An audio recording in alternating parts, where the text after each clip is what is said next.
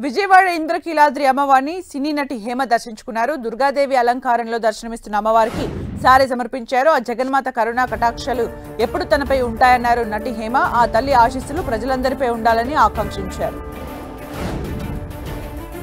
ఏలూరు జిల్లా ద్వారకా తిరుమలలోని శ్రీ కుంకుళ్ళమ్మ ఆలయంలో దసరా శరన్నవరాత్రి ఉత్సవాలు వైభవంగా జరుగుతున్నాయి. ఉత్సవాల్లో భాగంగా 9వ రోజు కుంకుళ్ళమ్మ తల్లి దుర్గాదేవి అలంకారంలో భక్తులకు దర్శనమిచ్చారు.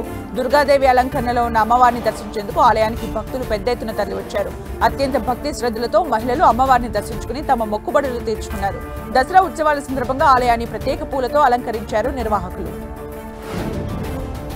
వరంగల్ శ్రీ భద్రకాళి అమ్మవారి ఆలయంలో అంగరంగ వైభవంగా దేవి శరన్నవరాత్రి మహోత్సవాలు కొనసాగుతున్నాయి. ఉత్సవాల్లో భాగంగా 9వ రోజు భద్రకాళి అమ్మవారు మహాదుర్గాలంకరణలో భక్తులకు దర్శనమిచ్చారు. దుర్గాదేవిగా కొలువుదీరిన ఆ తల్లిని దర్శించుకునేందుకు భక్తులు భారీ ఎత్తున తరలివచ్చారు. అమ్మవారికి ప్రత్యేక పూజలు నిర్వహించి మొక్కులు చెల్లించుకున్నారు.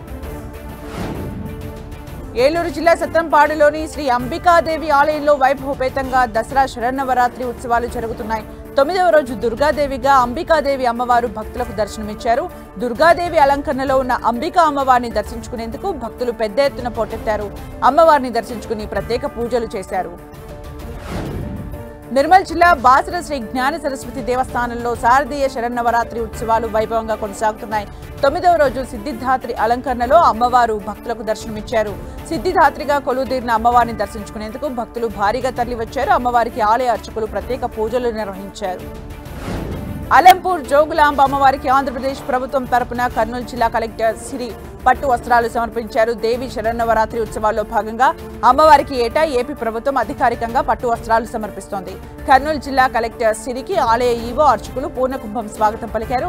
ముందుగా స్వామి వారిని దర్శించుకున్న కలెక్టర్ సిరి ఆ తర్వాత జోగులాంబ దేవి సన్నిధికి చేరుకుని పట్టు వస్త్రాలు సమర్పించి ప్రత్యేక పూజలు చేశారు.